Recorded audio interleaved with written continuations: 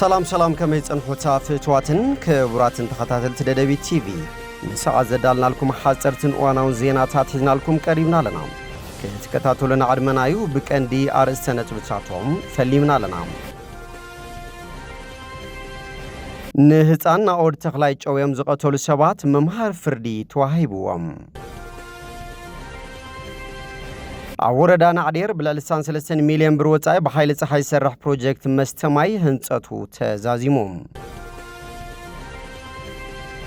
ኢራን ባቢኤል መንደብ ከዓጽወየ ክትብል ፈኪራም ናብ ዝርዝሩ ሰይርና ለናም ጸለታው ዜናታት ቢንያም ሐድሽ ሰናይ ምክትታል نهتان نور تخلاي چويم زقتول سبات ممهار فردي تواهيبوم ماخلاي بيت فردي زوبا سميناو معراب تግራይ አወረዳን ዳባጉና بگبن قتلت هتان نور نستخصص والكسبات كم زفرد حبيروم ات بيت فردي بقتلت هتان نور تترتيروم نستخصصو شدشتو الكسبات وسانه گبن بمخلاف مقصعتي بين اللهم قداماي تخصصي كبروم اماره گبرو ماريام ات هتان نقح بمخانو انت سديديو كقالان يو بمبال ጸልማት ጉልባ በመግባር እትህፃን ናይት ነገር ኩነታት አብዘይ ፈለጠሉ ፍጹም ኢሰብአውን ሐደገኛን ብዙኾነ ጭካነም ክሳዶ ሐኒቁ ከም ዝቀተሎ ተረጋጊጽሎም በመሰረት እዚ ተቀዳማይ ተኸሳሲ ገንዘብ ንምርካብ ክብል አብለላ ዓርሱ ከላኸል ዘይኽል ናይ ኩሉ ዜጋ ሓገዝ ዘድልዮ ወድ 7 ዓመት ህፃን እሞ ድማ ናይ ቀረባ ሓው ዝፈጸመ ከቢድ ገበን ሐደገኛነትን ዝተፈለየ ናይ ጭካነ ባህርን ከም ዘለዎ ዘመላኽቱ ተባሂሎም በመሰረት እዚ ቀዳማይ ተኸሳሲ ክብሮም አማረ በሞት ቅጽዕ ክፍረድን ከሎ ዋኒኑ አብዚ የለሉ ዝተራኤን ነቲ ዝሕወል ገንዘብ ዝመርሕ ዝነበረን ራብዓይ ተኸሳሲ አንዶም ገብረ ሊባኖስ መሐረውን ጥፋተኛነቱ ተረጋጊጽሎም ካልአይን ሳልሳይን ተኸሰስቲ ከሰተ ደበብን ጸጋይ አብርሃንውን ሓባርን ተሓባባርን በመዃን ብዝፈጸሙ ከቢድ ገበን ጭውያ ጥፋተኛታት ተባሂሎም 23 ዓመታት ክቅጽዑ እቲ ቤት ፍርዲ በይኑሎም ከሙድማ ነቢያት ገብረ ሊባኖስ በማእሰርቲ 4 አዋርሕ ያሬድ ይፍጠሩን በማእሰርቲ 6 አዋርሕ ክቅጽዑ ተወሲኑሎም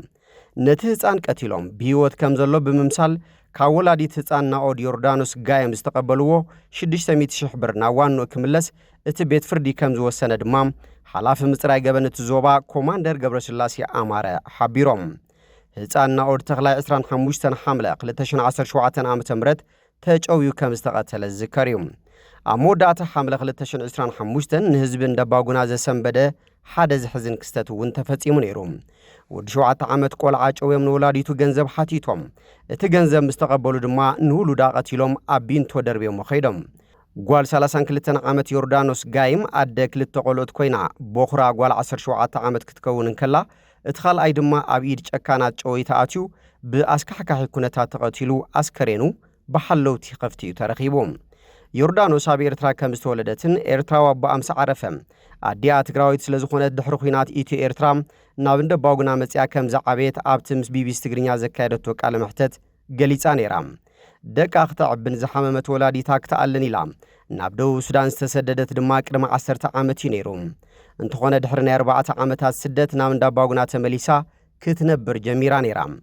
አሞንጉ ጆኖሳይዳዊ ኩናት ትግራይ ስለዝተወለዐ ጊዜ ዕጽዋን ክባን ኣብ እንዳባጉና ኣሕሊፋቶም ወል ፕሪቶሪያ ምስተኸተመ ዳግማይ ናብ ደቡብ ሱዳን ከም ዝተሰደደት ትገልጽ ዮርዳኖስ እዚ ንልባ ዘሰንበደ መርድእ ብቴሌፎን ተደዊሉ ከም ዝተነገራ ኣዘንቲያ መንባራ ይዝከር እቲ ፍርዲ መምሃራይን ግቡእን ምዃኑ ኣካላት ጸጥታ ገበነኛታት ክትሓዙን ግቡእ ፍርዲ ክረኽቡን ዝገበርዎ ጻዕሪ ሞሳይ ግቡኦም ክብሉ ድማ ስድራ ህፃን ናኦድ ገሊጾም ድሕሪ ውሳነ ርእይቶም ድምጽ ወያነ ትግራይ ዝሃቡ ምርማር ፖሊስ ከተማ እንዳባጉና ኮንስታብል ወልደ ገብርኤል በሪሁን ሓላፊ ምጽራይ ገበን ፖሊስ ዞባ ሰሜናዊ ምዕራብ ትግራይ ኮማንደር ገብረስላሴ አማረን እቲ ፍርዲ መምሃራይን ግቡእን ምዃኑ ብምሕባር ዝኾነ ሰብ ተሓቢኡ ዝፈጸሞ ገበን ካብ ሕጊ ከም ዘየምልጥ ዘርአየ ምዃኑ ውን ተዛሪቦም ስድራ መዋትን ተኸታተልቲ መጋባእያን ብወገኖም በቲ ዝተወሃበ ፍርዲ ሕጉሳት ምዃኖም ድሕሪ ምግላጾም ኣካላት ጸጥታን ፍትሕን ገበነኛታት ክትሓዙን ግቡእ ፍርዲ ክረኽቡን ዝገበርዎ ጻዕሪ ድማ ልዑል ምስጋና ኣቕሪቦም ኣብ ወረዳ ናዕዴር ብልዕሊ 63 ሚልዮን ብር ወጻኢ ብሓይሊ ፀሓይ ዝሰርሕ ፕሮጀክት ስተማይ ህንጸቱ ተዛዚሞም ቢሮ ማይን ኢነርጂን ትግራይ ብናይ ሰቆጣ ቃል ኪዳን ፕሮግራም በጀት ኣብ ወረዳ ናዕዴር ከተማ ማሕበረ ዴጎ ዝነበረ ዓብይ ናይ ማይ ጸገም ንምፍታሕ ን8000 ሕብረተሰብ ተጠቃሚ ዝገብር ብልዕሊ 3 ሚልዮን ብር ፕሮጀክት ስተማይ ተዛዚሙ ሙሉእ ናብ ግልጋሎት ንኸኣቱ ስነ ስርዓት ርክክብ ተኻይድሎም እቲ ፕሮጀክት ስተማይ 32 ኪሎዋት ናይ ምድፋዕ ዓቕሚ ዘለዎ ንልዕሊ 8,000 ህዝቢ ከተማን ገጠርን ማሕበራዊ ግልጋሎት ዝህባ ትካላት ቤት ትምህርትን ጥዕና ጣብያን ተጠቀምቲ ዝገብር ከም ዝኾነ ኣማኻሪ መሃንዲስት ፕሮጀክት ዝኾኑ ኢንጂነር ገብረመድህን ገብረስላሴ ሓቢሮም። ካብዚ ብተወሳኺ እቲ ፕሮጀክት 7 ኪሎ ሜትሮ ዝርግሐ መስመር ዝሸፈነ 2 በዓል 25 ሜትር ኪቢክ መጠራቐሚ ማይ ገንእን 1 በዓል 100 ሜትር ኪቢክ ኤሊቬትድ ገንእን 3 መዕደል ናውጣ ማይ 1 ባስካ ናይ እንስሳ መስተይ ዝሓዘ 2 መሐለዊ ዋርድያን ዘካተተ ከም ዝተሃነጸ ገሊጾም። ኣባል ርክክብ ኮሚቴን ኮንትራት ምምሕዳርን መሃንዲስ ዝኾኑ ኢንጂነር ክንደያ ሃፍቱም እዚ ተሃኒጹ ዘሎ ፕሮጀክት ካብ ሰቆጣ ቃል ኪዳን ዝተረኸበ በጀት ኮይኑ ሕብረተሰብ በዓል ዋና ኮይኑ ሙሉእ ግልጋሎት ክረክብን ሓላፍነት ብዝተመልኦ ግቡእ ክንክንን ምሕደራን ጌርኩም ክትጥቀሙሉን ኣለኩም ክብሉ መልእኽቶም ሕሊፎም። ዋና መሓዳር ወረዳ ናዕዴር ዝኾኑ ኣይተ ነጋሲ ፍጹም ብርሃን ከም ዝገለጽዎ ድማ ንነዊሕ ዓመታት ሕቶ ኮይኑ ጸንሐ ሕፅረት ቀረብ ስተማይ ሎሚ ብምትሕባር ቢሮ ማይን ኢነርጂን ትግራይን ሰቆጣ ቃል ኪዳንን ብዝተኻየደ ህንጸት ፕሮጀክት መስተማይ ምዛሙ ከም ዝሕጎሶም ብምግላጽ እቶም ትካላት ፕሮጀክት ብዋኑን ብጽሬትን ክካየድ ዝገበርዎ ርብርብ ብሹም ህዝብን ምሕዳርን ወረዳ ናዕዴር ኣመስጊኖም።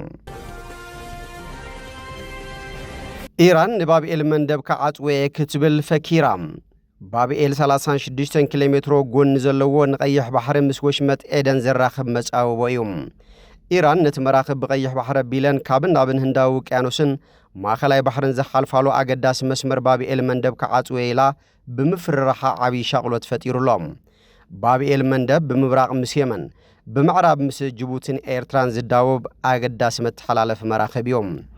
ኢራን ኣብ መወዳእታ ለካቲት ኣሜሪካን እስራኤልን ብጽምዶ ኣብ ልዕሊኣ ደብዳብ ምስ ጀመራ ነትን ወሽመጥ ዖማን ምስ ወሽመጥ ዓረብ ዘራኽብ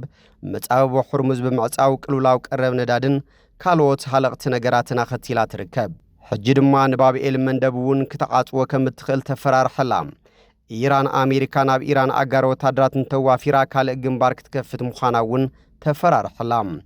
ምስ እስላማዊ ሓለዋ ሰውራ ኢራን ጥቡቕ ርክብ ዘለዋ ማዕከን ዜና ታስሚን ንወታደራዊ ምንጭታት ኢራን ብምጥቃስ ኣብ ዘርግሐቱ ሓበሬታ ኢራን ባብኤል መንደብ ሓደ ካብ ኣገደስቲ መተሓላለፊ መራኸብ እዩ።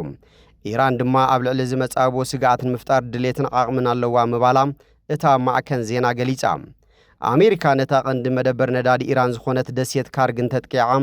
ኢራን ድማ ብመጻወቦ ባብኤል መንደብ ዝሓልፋ መራኸብ ከም እተጥቅዓ ተፈራርሕ ዘላ።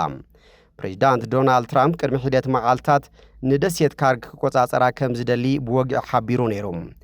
እተን ካብ ወሽመጥ ዓደንን ህንዳዊ ውቅያኖስን ዝብገሳ መራኸብ ናብ ኣውሮፓ ይኹና ናብ ምዕራባዊ ዓለም ንክሓልፋ ብባብኤል መንደብ ኣቢለን እየን ዝሓልፋ። ንቀይሕ ባሕርን መትረብ ስዊዝን ሰጊረን ድማ ናብ ማእኸላይ ባሕሪ ይኣትዋ። እዚ መጻወቦ ካብ ምዕራብ ናብ ምብራቕ 36 ኪሎ ሜትሮ ጎኒ ክህልዎ እንከሎ ካብ ደቡብ ናብ ሰሜን ድማ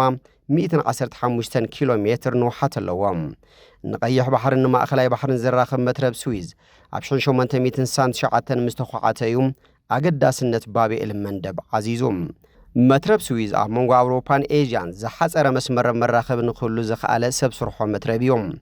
ድሕሪ ምኽፋት መትረብ ስዊዝ ቀይሕ ባሕሪ ሓደ ካብ ኣገደስቲ መስመራት መጓዓዝያ ባሕሪ ኮይኖም ኣስታት ሓደ ርብዒ ካብቲ ብባሕሪ ዝጓዓዝ ነገራት ድማ ብቀይሕ ባሕሪ እዩ ዝሓልፍ። እቲ 20 ሚእታዊት ካብ ጠለባት ነዳድን ጋዝን ዝመሓላለፈሉ ዝነበረ መጻወቦ ሕርሙዝ ድሮ ካብ ምጅማር እዚ ኣብ መንጎ ኣሜሪካን እስራኤልን ኣንጻር ኢራን ዘካይድኦ ዘለዋ ኩናት ብኢራን ተዓጽዩ ይርከብ። ባብኤል መንደብ እንተተዓጽዩ ድማ እዚ በዚ መስመር እዚ ዝሓልፍ 12 ሚእታዊት ካብ ጠለባት ነዳዲ ዝዓለም እውን ደው ክብል ተኽእሎ ኣሎ። ካብ ሃገራት ማእኸላይ ምብራቕን ኤዥያን ዝብገስ መዓልታዊ ብማእኸላይ ገምጋም 5 ሚልዮን በርሚል ነዳዲ ብባብኤል መንደብ ከም ዝሓልፍ ጸብጻብ ምምሕዳር ጸዓት ኣሜሪካ የመልክት። ብጀካዚ 8 ሚእታዊት ካብ ጠለባት ባህርያዊ ጋዝ ዓለም እውን ብባብኤል መንደብ እዩ ዝሓልፍ። እዚ ስለ ዝኾነ እዩ ምዕጻው ባብኤል መንደብ ንሙላእ ዓለም ከናውፅ ዝኽእል። መጻወቦ ሕርሙዝ ምስ ተዓጸወ ኣገዳስነት ቀይሕ ባሕሪ ኣብ መጓዓዝያ ባሕሪ መሊሱ ዓዚዙ እዩ። ስዑድ ዓረብ ብምብራቕ ብወሽመጥ ዓረብ ተፍርዮ ነዳዲ ብመጻወቦ ሕርሙዝ ገይራ ክትሕልፎ ስለ ዘይከኣለት ነቲ ኣብ ምብራቕ ቀይሕ ባሕሪ ወይ ድማ ምዕራብ ስዑድያ ዝርከብ ወደብ ያምቡ እናተጠቐመት መዓልታዊ ሚልዮናት በራሚል ነዳዲኣ ብመትረብ ስዊዝን ባብኤል መንደብን ተመሓላልፍ ዘላ። ስዑድ ዓረብ ካብቲ ኣብ ምብራቕ እቲ ሃገር ዘሎ ዒላታት ናይ ነዳዲ ናብ ምዕራብ እቲ ሃገር ዝርጋሕቱ ቦታት ተኺላ ስለ ዝጸንሐት ምዕጻው መጻወቦ ሕርሙዝ መንገዲ ኣንዊሒላ እምበር ከምተን ካልኦት ሃገራት ወሽመጥ ዓረብ ሙሉእ ንሙሉእ ኣዓፀዋን። ባብኤል መንደብ ብጀካ ጋዝን ነዳድን ጸዓና መራኸብ ካልእ ናይ መጓዓዝያ እኽልን ካልኦት ሃለቕቲ ነገራትን ጸዓና መራኸብ እውን ብዘይ ምቁራጽ ዝመሓላለፋሉ ኣገዳሲ መራኸቢ ምዕራባውን ምብራቓውን ክፋል ዝዓለም እዩ። ባብኤል መንደብ እንተተዓጽዩ ልክዕ ከምቲ ኣብ 2021 ቋጽራ ፈረንጂ ባንዴራ ናይ ፓናማ ዘለዋ ኮንቲነራት እትጸንዕ ዓባይ መርከብ ኣብ ማእኸል መትረብ ስዊዝ ተሸኺላ ነቲ መስመር ምስ ዓፀወቶ ዝሰዓበ ቅልውላዊው ክስዕብ ምዕጻው ባብኤል መንደብ መራኸብ ካብ ኤዥያ ተበጊሰን ብደቡብ ኣፍሪቃ ተኻሊለን ንኽኸዳ ስለ ዘገድደን ኢራን ኣብ ልዕሊ ብባብኤል መንደብ ዝሓልፋ መራኸብ መጥቃዕቲ ብምፍጻም ክትዓጽዎ እንተኾይና በቶም ኣብ የመን ዝርከቡ ብኣኣ ዝድገፉን ዝምወሉን ዕጡቓት ሓይልታት ሑቲኣ ክትካይዶም ሓደ ካብ ሓለፍቲ ሕቱ ስሙ ከይጠቐሰን ሮይተርስ ኣብ ዝሃቦ ሓበሬታ ንኢራን ብምድጋፍ ንባብኤል መንደብ ንምዕጻው ብወታደራዊ ዓቕሚ ተዳልዮም ከም ዘለዉ እውን ገሊጾም በ28 መጋቢት ቋጽራ ፈረንጂ ዕጡቓት ሑቲ ናብ እስራኤል ሚሳኤላት ተኩሶም እዚ ድማ እቲ ዳሕርዋይ ኩናት ኣሜሪካን እስራኤልን አንጻር ኢራን ካብ ዝለዓል ንመጀመርታ ግዜ ዝገበርዎ እዩ። እስራኤል እውን ክልተ ካብ የመን ዝተበገሰ ሚሳኤል ኣብ ሰማይ እንከሎ ከም ዘበርዓነቶ ገሊጻ እምበር ከስፍትዋትን ክቡራትን ተኸታተልቲ ደደቢት ቲቪ ነሰዓት ዘዳልናልኩም ዜናታት ነዚኦም ይመስሉ። ስለ ትምክትታልኩም ኣመስጊና ብኻልኦት ክሳብ ንራኸብ ሰሰናይና ኣኹም